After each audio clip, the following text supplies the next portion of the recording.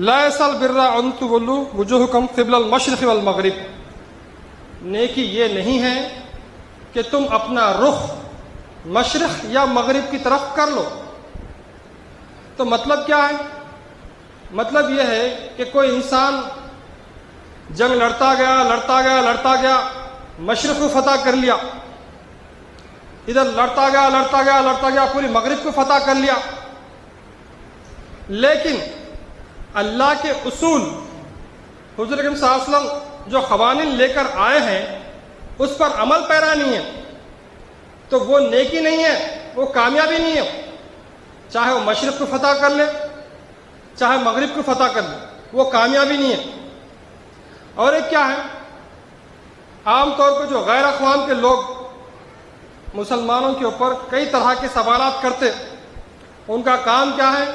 سوال کر کے لاجواب کرنا چاہتے، لیکن الحمدللہ دین اسلام ایک زندہ دین ہے، اور یہ قرآن کریم زندہ کتاب ہے، اور اپنے ماننے والوں کو زندگی بخشنے والی کتاب ہے۔ یہ ہر سوال کا جواب قرآن کریم اپنے اندر رکھتی ہے۔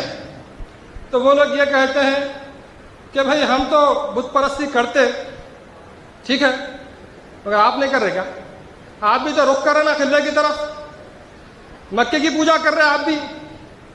یہ اعتراض رہتا غیر اقوام کا، لیکن اس آیت میں اللہ تعالیٰ یہ اعتراض کو باطل کر دیا، اللہ ختم کر دیا، کیونکہ یہ نیکی نہیں ہے کہ تم رخ کر لو۔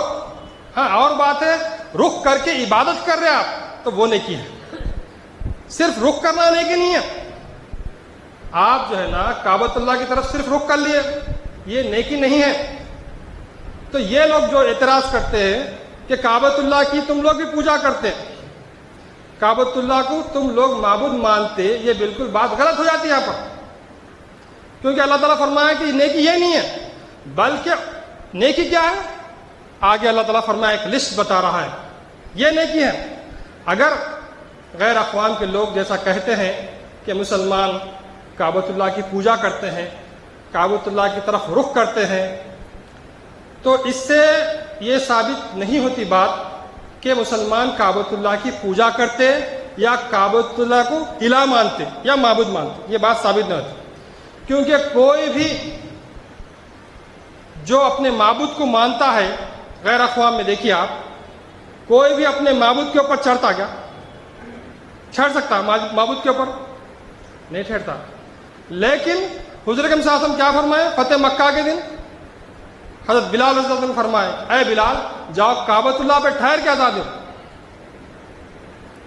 تو یہاں پر یہ بات ثابت ہوتی ہے کہ مسلمان کعبۃ اللہ کی پوجا نہیں کرتے، یہ ایک ڈائریکشن ہے، ایک رخ ہے، یہ یونٹی قائم کرنے کے لیے اللہ تعالیٰ بتا دیا ہو۔ ہاں اس کی جو ہے نا عظمت اپنی طرف ہے، لیکن ایک وقت ایسا بھی ہے حضرت صلی اللہ علیہ وسلم فرماتے ہیں کہ اے کعبہ تیری بہت بڑی عظمت ہے، لیکن ایک مومن کی عظمت تجھ سے بڑھ کے ہے، کعبۃ اللہ سے بڑھ کے ایک مومن کی عظمت ہے۔ تو غرض کہ حالانکہ اور بہت سارے لوگ یہ بھی اعتراض کرتے کہ سنگ اسود حجر اسود بھی کہا جاتا ہے، تو مسلمان جا کے بوسہ لیتے، وہ جو ہے نا شیولنگ ہے، تو یہ غلط فہمی ہے ان کی۔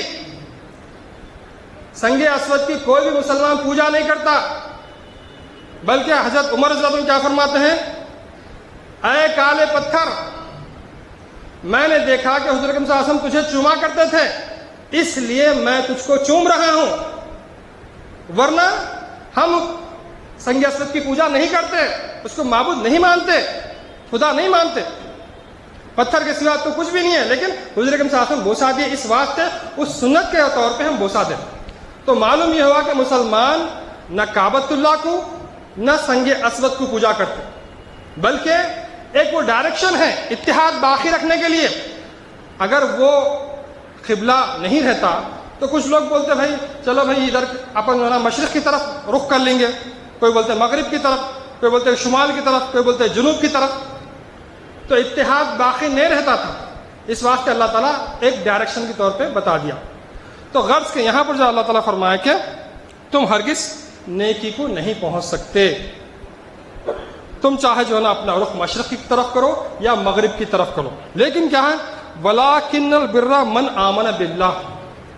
اصل نیکی کیا؟ اب یہاں پر اللہ تعالیٰ بیان فرما رہا، اصل نیکی کیا ہے کہ من آمن باللہ، اللہ کے اوپر ایمان لانا، یہ سب سے بڑی نیکی ہے۔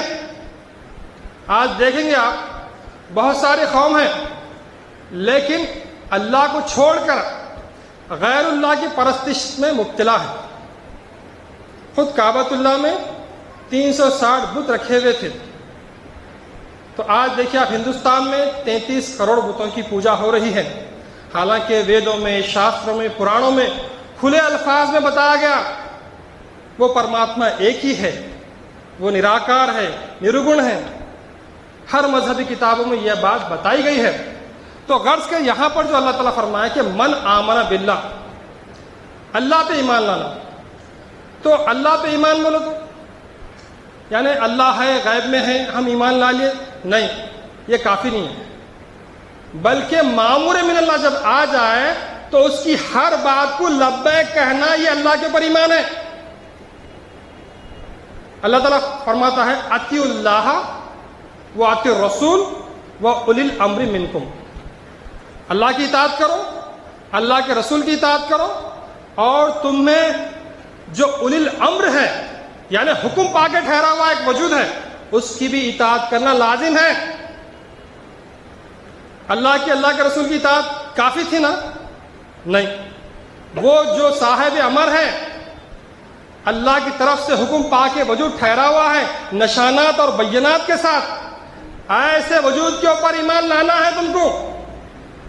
نہ صرف ایمان لانا ہے، جیسا حضور اکرم صلی اللہ علیہ وسلم کے بارے میں اللہ تعالیٰ کیا فرمایا، لَتُؤْمِنُنَّ بِهِ وَلَتَنْصُرُنَّهُ، 1.25 لاکھ نبیوں کو اللہ تعالیٰ میثاق لے کے فرمایا وہ وجود جب آ جائے اور تم جب تمہارا الحاق اس وجود سے ہو جائے جو مصدق ہوگا، تمہاری تصدیق کرنے والا ہوگا، تم کو سچا ٹھہرانے والا ہوگا، تو جب حضور اکرم صلی اللہ علیہ وسلم آ جائے تو ان پر نہ صرف ایمان لانا ہوگا بلکہ ان کے دین کی مدد کرنی ہوگی۔ یہ ہے ایمان، صرف اللہ کو مان لیے بلکہ نہیں، بلکہ خاتم النبیین حضور اکرم صلی اللہ علیہ وسلم جو قانون لے کر آئے اس قانون پہ عمل کرنا، یہ اللہ کے اوپر ایمان لانا ہے دراصل۔